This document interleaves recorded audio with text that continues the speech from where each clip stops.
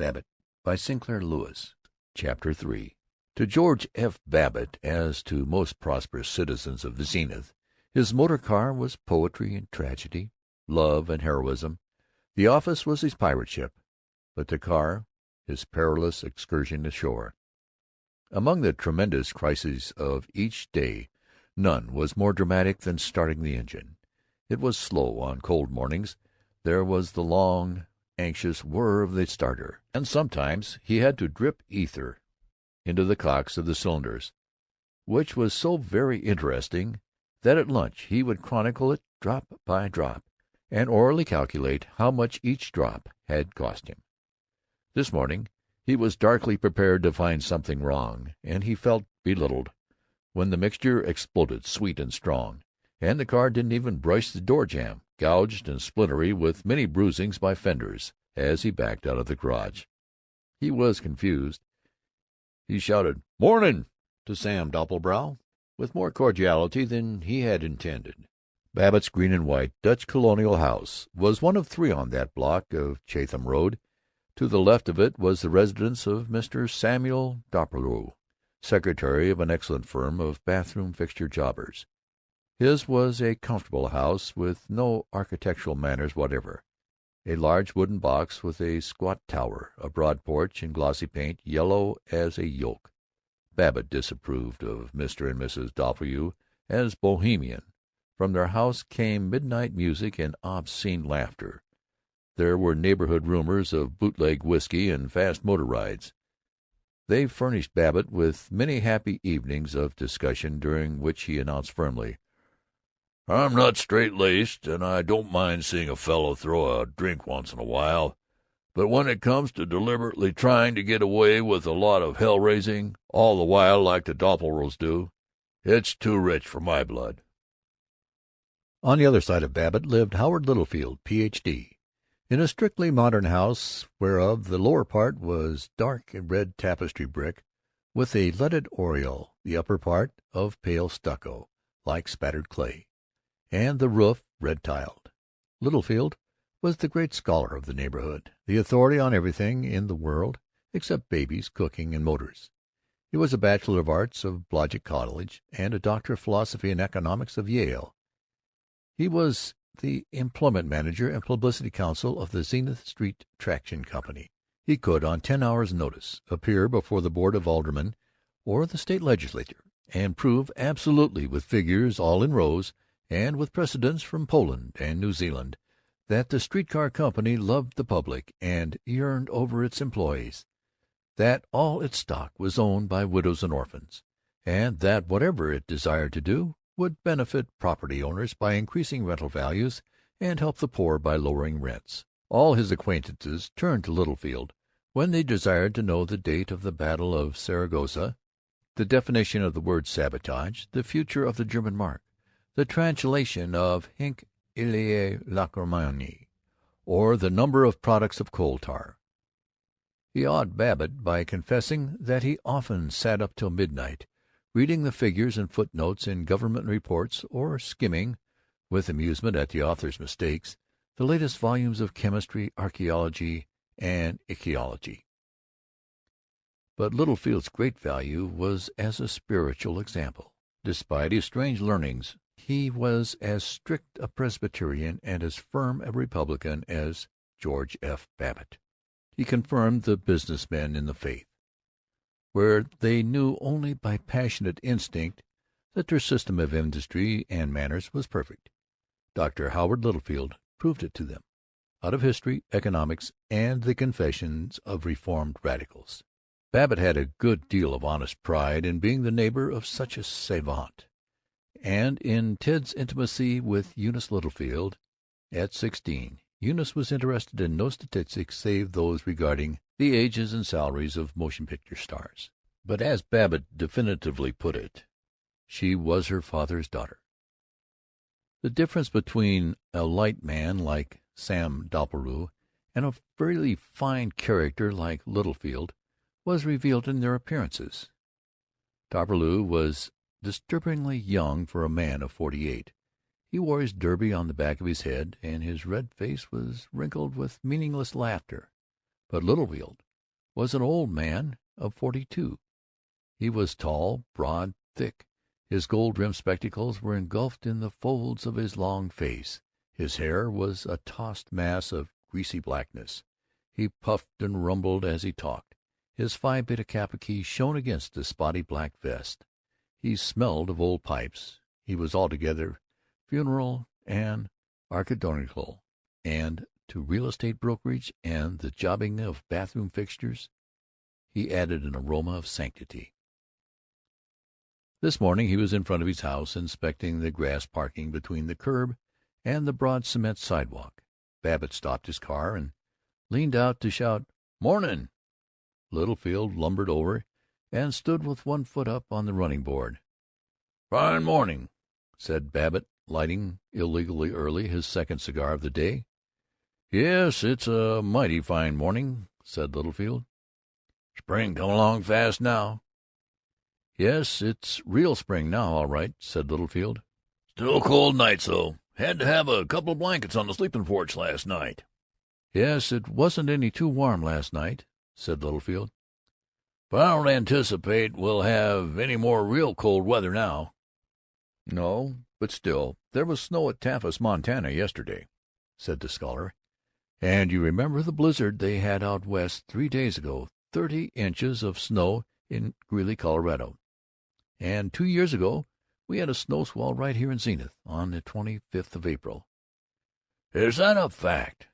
Say, old man, what do you think about the Republican candidate? Who'll they nominate for president? Don't you think it's about time we had a real business administration?" "In my opinion, what the country needs first and foremost is a good, sound, businesslike conduct of its affairs. What we need is a business administration," said Littlefield. "I'm glad to hear you say that. I certainly am glad to hear you say that. I don't know how you'd feel about it, with all your associations with colleges and so on, and I'm glad you feel that way. What the country needs just at this present juncture is neither a college president nor a lot of monkeying with foreign affairs, but a good, sound, economical business administration that will give us a chance to have something like a decent turnover." "Yes, it isn't generally realized that even in China the schoolmen are giving way to more practical men, and of course you can see what that implies." "It is a fact. Well," breathed Babbitt, feeling much calmer and much happier about the way things were going in the world. "Well, it's been nice to stop and parlez-vous a second. Guess I'll have to get down to the office now and sting a few clients. Well, so long, old man. See you tonight. So long." 2. They had labored, these solid citizens, 20 years before. The hill on which Floral Heights was spread, with its bright roofs and immaculate turf and amazing comfort, had been a wilderness of rank second-growth elms and oaks and maples. Along the precise streets were still a few wooded vacant lots and the fragment of an old orchard. It was brilliant today. The apple boughs were lit with fresh leaves like torches of green fire. The first white of cherry blossoms flickered down a gully, and robins clamored. Babbitt sniffed the earth, chuckled at the hysteric robins, as he would have chuckled at kittens or at a comic movie. He was, to the eye, the perfect office-going executive, a well-fed man in a correct brown soft hat and frameless spectacles, smoking a large cigar, driving a good motor along a semi-suburban parkway. But in him was some genius of authentic love for his neighborhood, his city, his clan. The winter was over. The time has come for the building, the visible growth, which to him was glory. He lost his dawn depression. He was ruddily cheerful, and he stopped on Smith Street to leave the brown trousers and to have the gasoline tank filled. The familiarity of the rite fortified him. The sight of the tall red iron gasoline pump, the hollow tile and terracotta garage, the window full of the most agreeable accessories, shiny casings, spark plugs, and immaculate porcelain jacklets, tire chains of gold and silver. He was flattered by the friendliness with which Sylvester Moon, dirtiest and most skilled of motor mechanics, came out to serve him. "Morning, Mr. Babbitt," said Moon, and Babbitt himself felt person of importance, one whose name even busy garagemen remembered. not one of those cheap sports flying around in flivvers. He admired the ingenuity of the automatic dial, clicking off gallon by gallon; admired the smartness of the sign, "A fill in time saves getting stuck. Gas today 31 cents." Admired the rhythmic gurgle of the gasoline as it flowed into the tank, and the mechanical regularity with which Moon turned the handle. "How much we taking today?" asked Moon in a manner which combined the independence of a great specialist, the friendliness of a familiar gossip, and respect for a man of weight in the community like George F. Babbitt. "Fill her up."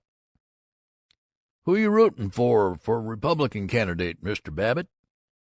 "It's too early to make any predictions yet. After all, there's still a good month and 2 weeks. No, 3 weeks. Must be almost 3 weeks. Well, there's more than 6 weeks in all before the Republican convention, and I feel a fellow ought to keep an open mind and give all the candidates a show. Look 'em all over and size 'em up, and then decide carefully."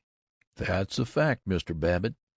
"But I'll tell you, and my stand on this is just the same as it was 4 years ago and 8 years ago, and it'll be my stand 4 years from now. Yes, and 8 years from now. What I tell everybody, and it can't be too generally understood, is that what we need first, last, and all the time is a good, sound business administration." "By golly, that's right." "How do those front tires look to you?" "Fine, fine. Wouldn't be much work for garages if everybody looked after their cars the way you do." "Well, I do try to have some sense about it." Babbitt paid his bill, said adequately, "Oh, keep the change," and drove off in an ecstasy of honest self-appreciation. It was with the manner of a good Samaritan that he shouted at a respectable-looking man who was waiting for a trolley car, "Have a lift?" As the man climbed in, Babbitt condescended, "Going clear downtown? Whenever I see a fellow waiting for a trolley, I always make it a practice to give him a lift. Unless, of course, he looks like a bum. Wish there were more folks that were so generous with their machines," dutifully said the victim of benevolence. "Oh, no, 'tain't a question of generosity, hardly. Fact, I always feel, I was saying to my son just the other night, it's a fellow's duty to share the good things of his world with his neighbors, and it gets my goat when a fellow gets stuck on himself and goes around tooting his horn merely because he's charitable." The victim seemed unable to find the right answer. Babbitt boomed on, "Pretty punk service the company giving us on these car lines. Nonsense to only run the Portland Road cars once every 7 minutes. Fellow gets mighty cold on a winter morning, waiting on a street corner with the wind nipping at his ankles." "That's right. The street car company doesn't care a damn what kind of a deal they give us. Something ought to happen to 'em." Babbitt was alarmed. But still, of course, it won't do to just keep knocking the traction company and not realize the difficulties they're operating under. Like these cranks that want municipal ownership. The way these workmen hold up the company for high wages is simply a crime. And, of course, the burden falls on you and me that have to pay a 7-cent fare. Fact, there's remarkable service on all their lines, considering." "Well," uneasily, "darn fine morning," Babbitt explained. "Spring coming along fast." "Yes, it's a real spring now." The victim had no originality, no wit, and Babbitt fell into a great silence and devoted himself to the game of beating trolley cars to the corner, a spurt, a tail chase, nervous speeding between the huge yellow side of the trolley and the jagged row of parked cars, shooting past just as the trolley stopped, a rare game and valiant. And all the while he was conscious of the loveliness of Zenith. For weeks together he noticed nothing but clients and the vexing to-rent signs of rival brokers. Today, in mysterious malaise, he raged or rejoiced with equal nervousness, swiftness, and today the light of spring was so winsome that he lifted his head and saw. He admired each district along his familiar route to the office, the bungalows and shrubs and winding irregular drives of Floral Heights, the one-story shops on Smith Street, a glare of plate glass and new yellow brick, groceries and laundries and drug stores to supply the more immediate needs of East Side housewives, the market gardens in Dutch Hollow, their shanties patched with corrugated tin and stolen doors, billboards with crimson godliness 9 feet tall, advertising cinema films, pipe tobacco, and talcum powder. The old mansions along Ninth Street southeast, like aged dandies in filthy linen, wooden castles turned into boarding-houses, with muddy walks and rusty hedges, jostled by fast-intruding garages, cheap apartment-houses and fruit-stands conducted by bland, sleek Athenians. Across the belt of railroad tracks, factories with high-perched water-tanks, and tall stacked factories producing condensed milk, paper boxes, lighting fixtures, motor cars. Then the business center, the thickening, daring traffic, the crammed trolleys unloading, the high doorways of marble and polished granite. It was big, and Babbitt respected bigness in anything, in mountains, jewels, muscles, wealth, or words. He was, for a spring-enchanted moment, the lyric and almost unselfish lover of Zenith.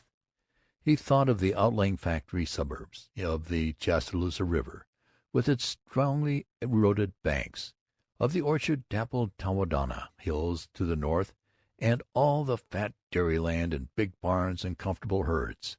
As he dropped his passenger, he cried, "Gosh, I feel pretty good this morning." 3. Epical as starting the car was the drama of parking it before he entered his office. As he turned from Oberlin Avenue round the corner onto Third Street northeast, he peered ahead for a space in the line of parked cars. He angrily just missed a space as a rival driver slid into it. Ahead another car was leaving the curb, and Babbitt slowed up, holding out his hand to the cars pressing on him from behind, agitatedly motioning an old woman to go ahead, avoiding a truck which bore down on him from one side, with front wheels nicking the wrought-iron bumper of the car in front. He stopped feverishly, cramped his steering wheel, slid back into the vacant space, and, with 18 inches of room, maneuvered to bring the car level with the curb. It was a vile adventure, masterfully executed. With satisfaction, he locked a thief-proof steel wedge on the front wheel and crossed the street to his real estate office on the ground floor of the Reeves Building. The Reeves Building was as fireproof as a rock and as efficient as a typewriter. 14 stories of yellow pressed brick, with clean, upright, unornamented lines. It was filled with the offices of lawyers, doctors, agents for machinery, for emery wheels, for wire fencing, for mining stock. Their gold signs shone on the windows. The entrance was too modern and to be flamboyant with pillars. It was quiet, shrewd, neat. Along the Third Street side were a Western Union Telegraph office, the Blue Delft Candy Shop, Shotwell Stationery Shop, and the Babbitt Thompson Realty Company. Babbitt could have entered his office from the street, as customers did, but it made him feel an insider to go through the corridor of the building and enter by the back door. Thus he was greeted by the villagers, the little unknown people who inhabited the Reeves Building corridors, elevator runners, starter, engine superintendent, and the doubtful-looking lame man who conducted the news and cigar stand. They were in no way city dwellers. They were rustics, living in a constricted valley, interested only in one another and in the building. Their main street was the entrance hall, with its stone floor, severe marble ceiling, and the inner window of the shops. The liveliest place on the street was the Reeves Building barber shop, but this was also Babbitt's one embarrassment. Himself, he patronized the glittering Pomigan barber shop in the Hotel Thornlow, and every time he passed the Reeves shop, 10 times a day, 100 times, he felt untrue to his own village. Now, as one of the squirearchy, greeted with honorable salutation by the villagers, he marched into his office, and peace and dignity were upon him, and the morning's dissonances all unheard. They were heard again immediately. Stanley Graff, the outside salesman, was talking on the telephone with tragic lack of that firm manner which disciplines clients. "Say, I think I got the house that would suit you. The Percival House in Linton." "Oh, you've seen it? Well, how did it strike you?" "Huh? Oh." Irresolutely. "Oh, I see." As Babbitt marched into his private room, a coupe with semi-partition of oak and frosted glass at the back of the office, he reflected how hard it was to find employees who had his own faith that he was going to make sales. There were 9 members of the staff besides Babbitt, and his partner and father-in-law, Henry Thompson, who rarely came into the office. The nine were Stanley Graff, the outside salesman, a youngish man given to cigarettes and the playing of pool; old Mat Penniman, general utility man, collector of rents and salesman of insurance; broken, silent Gray, a mystery, reputed to have been a crack real estate man with a firm of his own in haughty Brooklyn; Chester Kirby Laylock, resident salesman out at the Glen Oriole acreage development, an enthusiastic person with a silky mustache and much family; Miss Teresa McElwain, the swift and rather pretty stenographer; Miss Wilberta Bennigan, the thick, slow, laborious accountant and file clerk; and 4 free-lance part-time commission salesmen. As he looked from his own cage into the main room, Babbitt mourned, "McGowan's a good stenog, smart as a whip, but Stan Graff and all those bums." The zest of the spring morning was smothered in the stale office air. Normally he admired the office with a pleased surprise that he could have created this sure lovely thing. Normally he was stimulated by the clean newness of it and the air of bustle, but today it seemed flat. The tiled floor, like a bathroom, the ochre-colored metal ceiling, the faded maps on the hard plaster walls, the chairs of varnished pale oak, the desks and filing cabinets of steel painted in olive drab. It was a vault, a steel chapel where loafing and laughter were raw sin. He hadn't even any satisfaction in the new water-cooler, and it was the very best water-cooler, up-to-date, scientific, and right-thinking. It had cost a great deal of money, in itself a virtue. It possessed a non-conducting fiber ice container, a porcelain water jar, guaranteed hygienic, a dripless, non-clogging sanitary faucet, and machine-painted decorations in 2 tones of gold. He looked down the relentless stretch of tiled floor at the water-cooler, and assured himself that no tenant of the Reeves Building had a more expensive one. But he could not recapture the feeling of social superiority it had given him. He astoundingly grunted, "I'd like to beat it off to the woods right now and loaf all day. Go to Gunch's again to-night, play poker, and cuss as much as I feel like, and drink 109,000 bottles of beer." He sighed. He read through his mail. He shouted McGowan, which meant Miss McGowan, and began to dictate. This was his own version of his first letter. "Omar Gribble. Send it to his office, Miss McGowan. Yours of 20th to hand in and reply would say, look here, Gribble, I'm awfully afraid if we go on shilly-shallying like this, we'll just naturally lose the Allen sale. I had Allen up on the carpet day before yesterday, got right down to cases, and think I can assure you, no, change that. All my experience indicates he is all right, means to do business. Looked into financial record, which is fine. That sentence seems to be a little balled up. Miss McGowan, make a couple of sentences out of it if you have to. Period, new paragraph. He is perfectly willing to prorate the special assessment, and strikes me I'm dead sure there will be no difficulty in getting him to pay for title insurance. So now, for heaven's sake, let's get busy. No, make it that. So now let's go to it and get down. No, that's enough. You can tie those sentences up a little better when you type 'em. Miss McGowan, yours sincerely, etc." This is the version of his letter which he received typed from Miss McGowan that afternoon. Babbitt Thompson Realty Company. Homes for Folks. Reeves Building, Oberlin Avenue and 3rd Street, Northeast, Zenith. Omar Gribble, Esquire, 376 North American Building, Zenith. Dear Mr. Gribble, your letter of the 20th to hand, I must say I'm awfully afraid that if we go on shilly-shallying like this, we'll just naturally lose the Allen sale. I had Allen up on the carpet day before yesterday, and got right down to cases. All my experience indicates that he means to do business. I have also looked into his financial record, which is fine.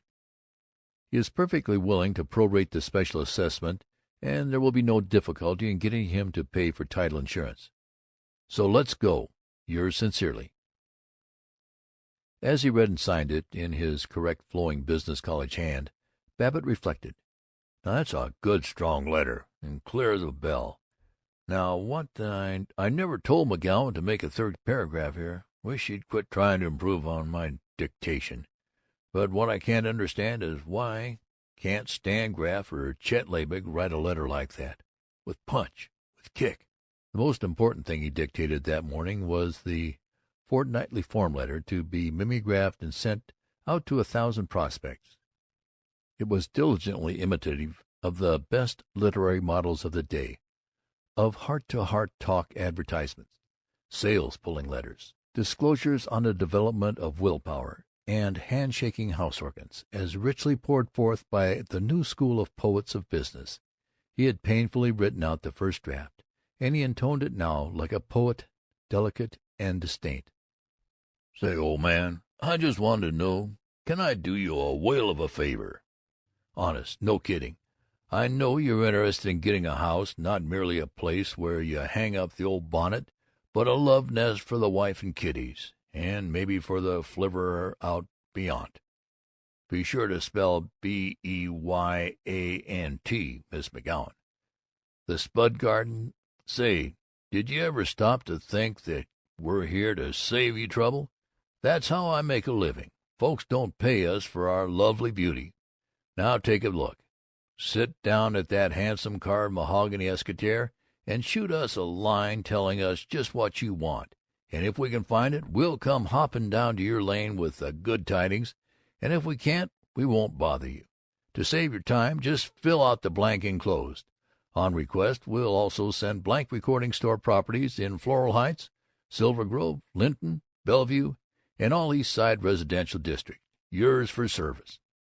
P.S. Just a hint of some plums we can pick for you. Some genuine bargains that came in today. Silver Grove, cute, 4-room California bungalow, AMI garage, dandy shade tree, swell neighborhood, handy car line. $3,700, $780 down, and balance liberal. Babbitt Thompson, terms cheaper than rent. Dorchester, a corker. Artistic two-family house, all oak trim, parquet floors, lovely gas log, big porches, colonial, heated all-weather garage, a bargain, $11,250. Dictation over, with its need of sitting and thinking instead of bustling around and making a noise and really doing something. Babbitt sat creakily back in his revolving desk chair and beamed on Miss McGowan. He was conscious of her as a girl, of black bobbed hair against demure cheeks. A longing which was indistinguishable from loneliness enfeebled him. While he waited, tapping a long, precise pencil point on the desk tablet, he half identified her with the fairy girl of his dreams.